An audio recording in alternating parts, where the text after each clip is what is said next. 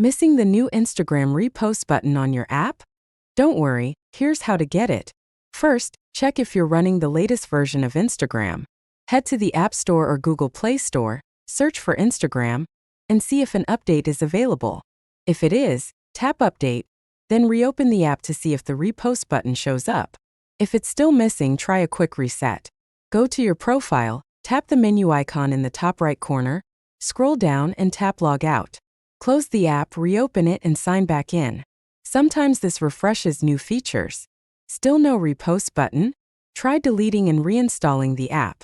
Hold down the Instagram icon on your home screen, tap Delete App, then head back to the App Store and re-download Instagram. Open it up again and check if the feature has appeared. If you're still missing it after all that, the feature may not have rolled out to your region or device yet. In that case, you'll just need to wait, or submit a support request in the app to see if Instagram can help. And that's it. Those are the best ways to get the Instagram Repost button if it's not showing up for you. If this helped, tap like, drop a comment if you've got the Repost feature yet. And don't forget to subscribe.